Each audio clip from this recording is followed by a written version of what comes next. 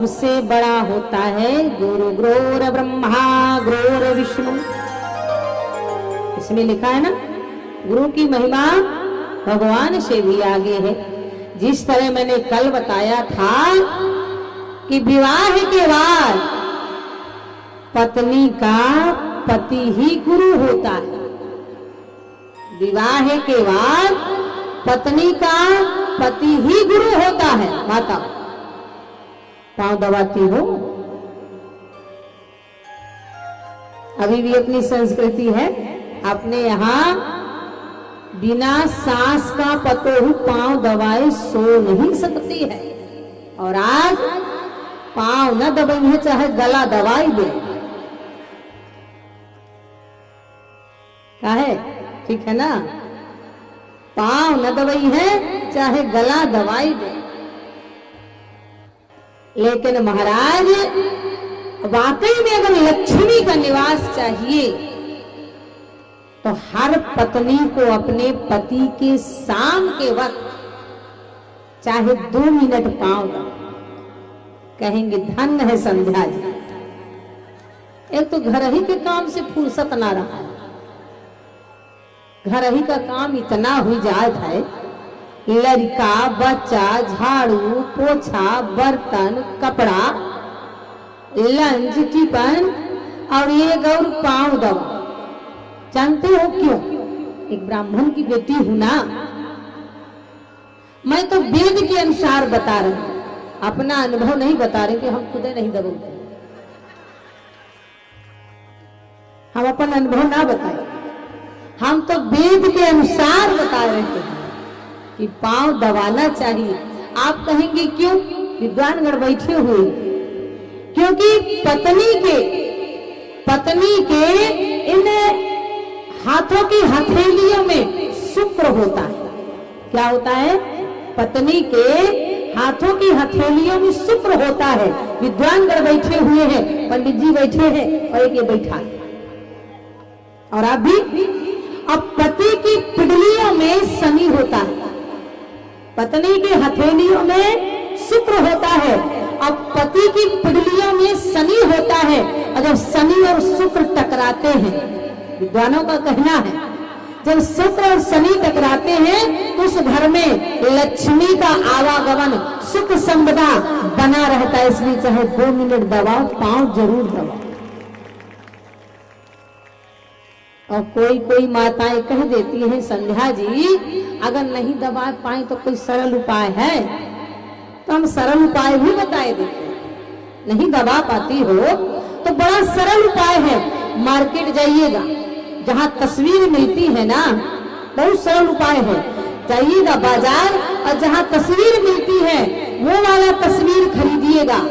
अपने रूम में, बेडरूम में हमेशा अन्य किसी देवी देवता की तस्वीर मत लगाना। अगर लगाना है लक्ष्मी नारायण की लगाना।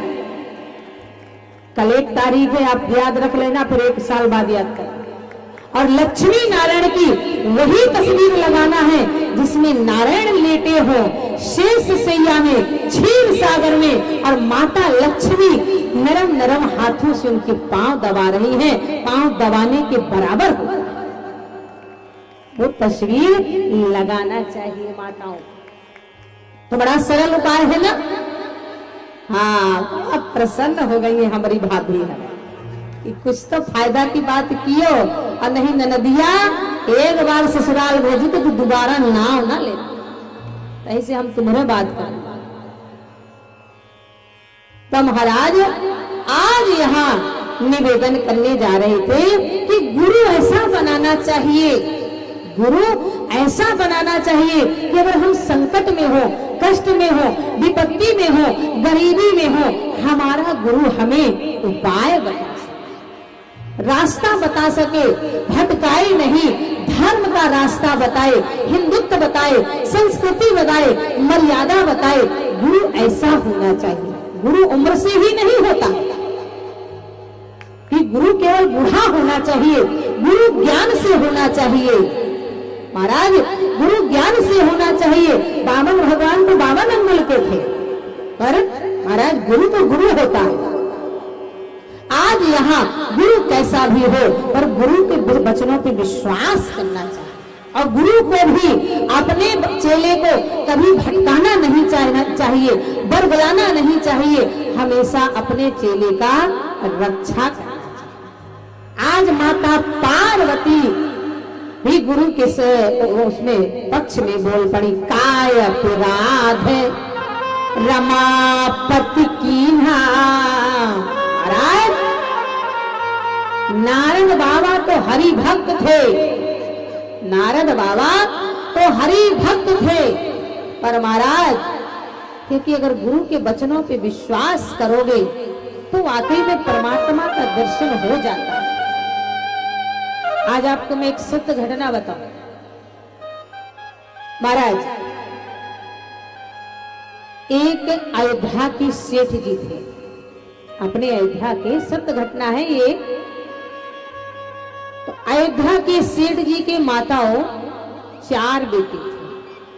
भगवान की कृपा से सिठानी का स्वर्गवास हो गया था और आवागमन तो लगा रहता है।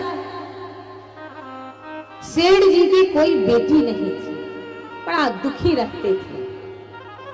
दुकान है, व्यापार है, पैसा रुपया, 4 बेटे हैं, 4 बहुएं भी, पर कोई मेरे बेटी नहीं, कोई मेरे बेटी नहीं है। एक दिन संत आए, महात्माओं को भोजन कराया और सेठ जी रो पड़े। जब सेठ जी रो पड़े, संतों ने कहा आपके पास किस चीज की कमी है जो आप रो पड़ते हो? सेठ जी ने कहा जिस चीज की कमी है उसे तो कोई पूरा ही नहीं कर सकता है। किस चीज की कमी है बताएं? सेठ जी ने कहा भगवान मेरी कोई बेटी नहीं। मुझे भी गर्व होता कि मैं एक बेटी का बाप हूं, मेरी भी कोई बेटी है। संतों ने कहा तो सेठ जी आप जानकी मैया को बेटी बना लीजिए, और जानकी मैया से बड़ी कोई बेटी हो सकती है? आहा। सेठ जी ने कहा ये तो मुझे आज तक किसी ने बताया नहीं है, आज से मैं जानकी को ही अपनी बेटी बना लेता हूँ। जानकी मैया की तस्वीर लाई किशोरी जी के, आपने कच्छी में लगाया, सोते जागते उठते बैठते खाते पीते जानकी जानकी माने विधिराज जनक बने। पहले के जमाने में आवाज जैसा नहीं है कि रोज चूड़ी पहनो रोज उतारो, रोज पहनो रोज उतारो। पहले इतवार बुधवार को ही चूड़ी पहनते थे और साल 6 महीना में पहनते थे। सावन का महीना आया, सेठ जी की बहुओं ने कहा बाबूजी सावन का महीना आ गया है, चूड़ी पहनना है। सेठ जी दुकान गए, रास्ते में ही मनिहारन से बोला मनिहारन घर जाके चूड़ी पहनाए आना बहू। मनिहारन आई, दहलान में बैठ गई, आवाज लगाई चूड़ी पहन जाओ। चारों बहुएं, अपने यहाँ घूंघट का रिवाज होता था, घूंघट डाल डाल के चारों बहुएं चूड़ी पहन गई। सीता जी ने समझा मायका है, सावन के महीने में हरी हरी चूड़ी पहनने का बड़ा महत्व होता है। अरे भाभियों ने पहनी तो मैं भी जाके पहन लूं। भक्त वस्त्र, भक्त वस्त्र। किशोरी जी प्रकट हो गई, सीता जी प्रकट हो गई और घूंघट डाला, मनिहारन के सामने हाथ कर दिया। मनिहारन ने सोचा सिठानी तो है नहीं, कोई रिश्तेदारी का होगा। मनिहारन ने सीता जी को भी चूड़ी पहना दिया। मनिहारन ने दलिया उठाया, पहुंच गई सेठ जी चूड़ी का दाम। सेठ जी ने 4 बहुओं की चूड़ी का दाम दे दिया। मनिहारन ने फेंक दिया। सेठ जी इस बार 4 नहीं 5 लोगों ने चूड़ी पहना। सेठ जी बोले दिमाग खराब है, सिठानी का तो स्वर्गवास हो गया है, मेरे घर में 4 ही बहुएं हैं तो 4 का ही ना चूड़ी का दाम दूंगी, अगर बढ़ा दिया हो तो बता दो। मनिहारन बोली कोई भीख ना मांग रही हूँ, चूड़ी का दाम मांग रही हूँ। सेठ जी जब 5 लोगों ने चूड़ी पहना है तो 5 ही का दाम मांग रही हूँ, विश्वास ना हो तो घर जाके पूछ ले। मनिहारन ने दाम नहीं लिया। सेठ जी ने सत्य घटना, सेठ जी ने रात में दुकान बंद किया, घर आए, हाथ मुंह धोया, पूछ दिया क्यों भाई चूड़ी कितने लोगों ने पहना? बहुओं ने कह दिया बाबूजी हम तो 4 ही लोग हैं, 4 लोगों ने ही चूड़ी पहना। सेठ जी ने भोजन किया, अपने कक्ष में जाकर के जानकी मैया को प्रणाम किया और जानकी जानकी कहते कहते सो गए। पर जैसे ही सेठ जी सोए, माता सीता उदास है, आंखों में आंसू भरे हुए हैं और कहने लगी बड़ा सुंदर, बोले सपने में प्रकट हो जनक की दुलारी बोली। आहा, सेठ जी ने कहा बेटी तू उदास, आंखों में आंसू, कारण क्या है? आहा, भक्त वत्सलता। बोले सपने में प्रकट हो जनक की दुलारी बोली, बेटी तो बनायो तात नाता ना निभायो है। बोले बेटी तो बनायो तात नाता ना निभायो हो, अपने ही पिता का घर जान। हे पिताजी, बोले अपने ही पिता का घर जान, चार चूड़ी पहन ली, आपने चार चूड़ी का मोल ना चुकायो है। सपने में प्रकट हो जनक की दुलारी बोली, तनिया तो बनायो तात नाता ना निभायो है। माता जानकी ने जो ही कहा और माता जानकी रोते रोते महाराज विषम सी हो गई। आज यहाँ जब सेठ जी की एकदम से आंख खुली, सेठ जी के भी आंखों में भक्त वत्सलता के आंसू गिर पड़े। भक्त वही